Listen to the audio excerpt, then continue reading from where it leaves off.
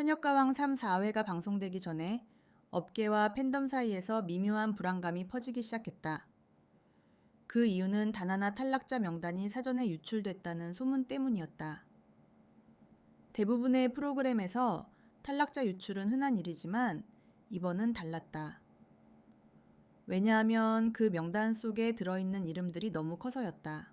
빈에서 김태연, 시즌 초부터 최종 상위권으로 점쳐지던 두 이름이 동시에 포함되어 있었다. 이 소문은 단순한 루머로 치부되기엔 너무 구체적이었다. 상세한 탈락 순서와 점수 격차, 그리고 대국민 투표 결과도 함께 흘러나왔기 때문이다. 팬들은 당연히 반발했다. 말이 되냐, 투표 1위를 어떻게 탈락시키냐. 시즌 망치고 싶은 거냐.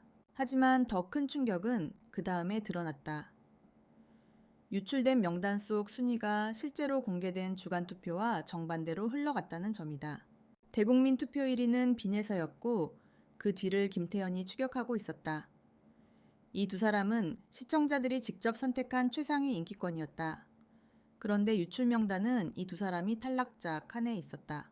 여기서 시청자들은 단순한 불만을 넘어서 한 가지 의문을 던지기 시작했다. 시청자 투표는 장식이냐? 시청자가 1위로 뽑은 사람이 탈락한다면 그 프로그램은 더 이상 경쟁 예능이 아니라 각본 예능이 된다. 그리고 이 지점에서 팬들의 분노는 급격히 증폭됐다. 하지만 모든 논란의 중심에는 또 다른 요소가 하나 있었다. 그것은 바로 넷플릭스였다. 현역가왕 3위는 국내 방송 프로그램이었지만 이번 시즌부터 넷플릭스 글로벌 독점 송출이라는 이례적인 전략을 선택했다. 이 결정은 단순한 플랫폼 확대가 아니라 프로그램의 구조 자체를 바꾸는 중요한 포인트였다. 넷플릭스는 전 세계 시청자를 대상으로 콘텐츠를 설계한다. 글로벌 플랫폼이 요구하는 건 시청률이나 문자 투표가 아니라 드라마적 서사와 국제적 소비 가능성, 그리고 가장 중요한 것은 화제성 지속 시간이다. 즉, 결승전에서 우승자가 나오는 순간 콘텐츠는 끝난다. 넷플릭스는 그런 콘텐츠를 싫어한다. 넷플릭스는 콘텐츠가 끝난 뒤에도 토론이 남아야 하고 논쟁이 남아야 하고 의문이 남아야 한다. 그래야 콘텐츠가 플랫폼 안에서 오래 살아남는다. 그리고 바로 이 지점에서 유출된 명단과 넷플릭스의 전략이 연결되기 시작했다. 넷플릭스에서 가장 잘 소비되는 콘텐츠는 완성형이 아니라 비정형 결승 구조다. 우승이 예측되면 콘텐츠는 빨리 죽는다. 반대로 우승이 뒤집히면 콘텐츠는 살아남는다. 이 역설은 현역가왕 세력에 딱 맞아떨어졌다. 빈에서는 시즌 초반부터 너무 강했다. 무대를 할 때마다 완성형이라는 평가가 붙었고 관객 점수와 전문가 점수 역시 상위권을 유지했다. 만약 프로그램이 국내 경쟁 모드였다면 빈에서는 결승까지 무난하게 올라가고 시청자에게 박수 받으며 끝났을 것이다. 하지만 넷플릭스는 다른 로직을 가지고 있었다. 넷플릭스는 완성형 인물보다 서사가 갈라지는 인물을 더 오래 소비한다. 충격 반전 논쟁 뒤집기. 이 네 가지 요소가 콘텐츠 생명력을 연장한다. 그러자 팬들이 했던 질문에는 새로운 해석이 붙었다. 왜 빈해설을 초반에 눌렀는가? 왜 김태현에게 불필요한 압박 서사를 넣는가? 왜 중위권 참가자에게 갑자기 스포트라이트를 주는가? 이 모든 질문의 공통점은 단 하나였다. 프로그램은 완성형 우승을 원하지 않는다. 그리고 유출된 탈락 6명 명단은 이제 단순한 루머가 아니라 서사 구조의 일부처럼 보이기 시작했다. 시청자들도 더 이상 이렇게 말하지 않았다. 말이 안 된다. 이제는 이렇게 말했다. 말이 너무 맞아떨어진다. 유출된 탈락자 명단이 단순한 루머가 아니라는 정황은 방송이 진행될수록 더 선명해졌다. 특히 4회에서 제작진이 선택한 편집 방식은 시청자들에게 의도를 감지하게 만들었다. 그날 방송에서 탈락자 발표는 예상보다 길게 끌어졌고 중간중간 참가자들의 불안한 표정과 패널들의 심각한 리액션이 반복되어 등장했다. 이런 구성은 서스펜스를 만들기 위한 제작진의 고전적인 방식이었다. 그런데 문제는 그 과정에서 이미 팬들이 알고 있는 한 가지 사실이 있었다는 점이다. 대국민 투표 1위가 탈락자 명단에 들어 있었다는 것. 이 사실은 방송이 시작되기도 전에 이미 팬덤 사이에서 퍼져 있었고 유출된 그 명단이 진짜일 가능성도 점점 올라가고 있었다. 넷플릭스의 해외 시청자 반응도 흥미로웠다. 해외 시청자들은 투표 구조나 기존 오디션 문법에 익숙하지 않기 때문에 오히려 반전을 선호하는 경향이 강했다. 해외 커뮤니티에서 이런 댓글이 올라왔다. 가장 인기 있는 참가자가 탈락하는 건 충격적이지만 흥미롭다. 이것은 한국식 서사가 아니라 넷플릭스식 서사다. 이 반응은 국내 팬들에게는 충격이었지만 넷플릭스에게는 좋은 신호였다. 왜냐하면 넷플릭스는 콘텐츠를 국내 예능으로 소비하는 것이 아니라 글로벌 드라마로 소비시키고 있었기 때문이다. 그리고 제작진의 선택은 이 방향과 정확히 일치했다. 그렇다면 최종 탈락 6명의 명단에 진짜 어떤 의도가 들어 있었을까? 그 명단을 톱파보면 가장 눈에 띄는 점은 균형이다. 인기 강자 2명, 실력파 2명, 서사형 참가자 1명, 비주류 참가자 1명. 이 조합은 애매할 정도로 정치적이었다. 왜냐하면 이 구성이 무너지면 프로그램이 한쪽으로 쏠리기 때문이다. 예를 들어 빈에서와 김태현 두 사람만 결승까지 올라갈 경우 경쟁은 압축되고 시청률은 단기 상승할 수 있다. 하지만 시즌이 너무 빨리 끝나버린다. 반대로 중위권 참가자만 남기면 서사적 긴장감이 사라진다. 왜냐하면 시청자들이 이미 정답을 알고 있기 때문이다. 그래서 제작진은 그 중간 지점을 선택했다. 그 지점이 바로 반전형 토너먼트 구조였다. 이 구조에서는 인기 있는 참가자가 위험해지고 중위권 참가자가 성장하고 시청자가 혼란스러워지고 플랫폼이 이득을 본다.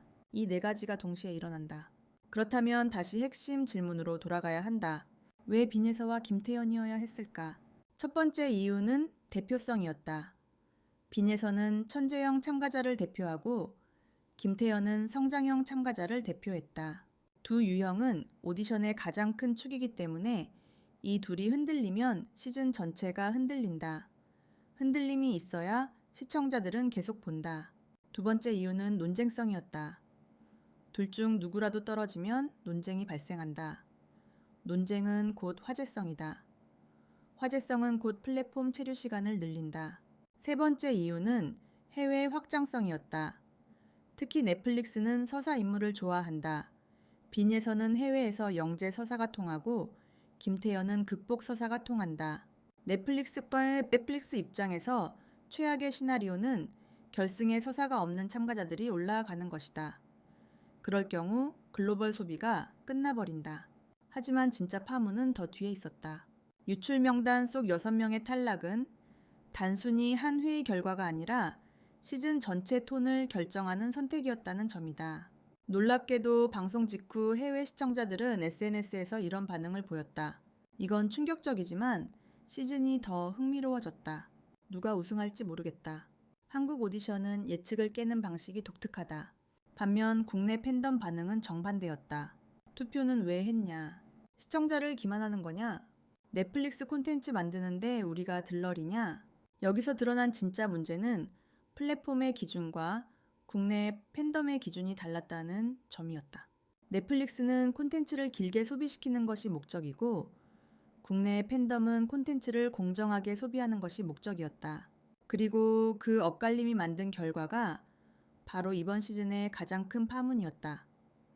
논란이 최고조에 달한 지점은 바로 팬들이 유출된 탈락 명단과 실제 방송의 흐름이 기이할 정도로 일치한다는 점을 확인했을 때였다.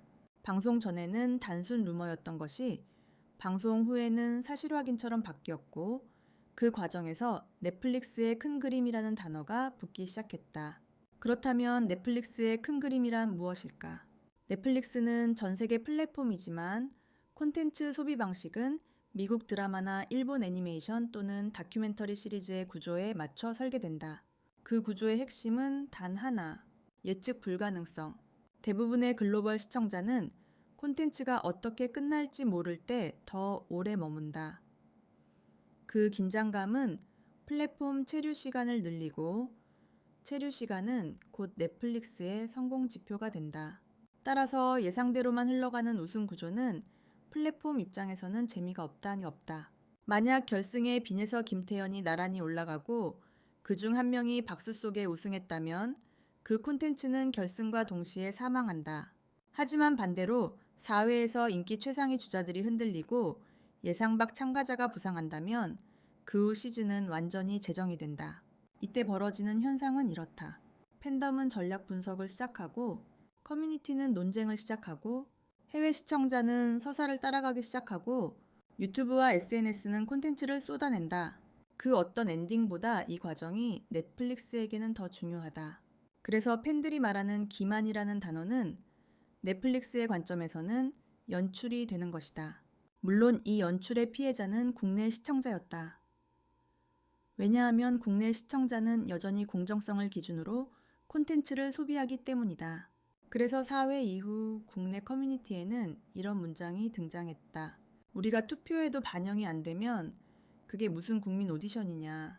반면 해외 커뮤니티에는 전혀 다른 문장이 등장했다. 이제 정말 누가 우승할지 모르겠다. 드라마 같다. 이 두 문장만 비교해도 이 사태의 핵심이 드러난다. 국내는 현실 기반, 해외는 서사 기반. 이 충돌이 만든 파문이 바로 4회 탈락자 명단 논란이었다.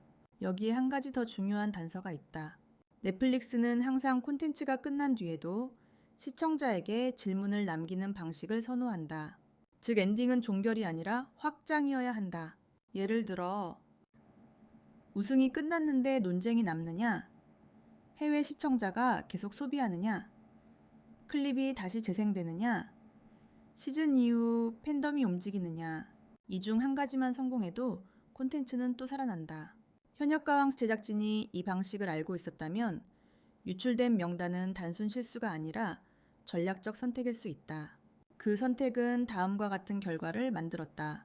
빈에서는 우승 확정형에서 논쟁형 천재로 변했다. 김태현은 성장형 아이콘으로 변했다. 중위권 참가자는 반전형 변수가 되었다. 시청자는 결승까지 갈 이유를 얻었다. 넷플릭스는 시즌을 국제 콘텐츠로 재포지셔닝했다. 이 5개의 결과는 제작진이 원했을 뿐 아니라 넷플릭스가 바라던 그림과도 일치했다. 문제는 단 하나였다. 그 과정에서 공정성을 기대한 국내의 팬덤이 가장 깊은 상처를 받았다는 점이다. 그래서 4회 이후 국내 반응은 이렇게 정리된다.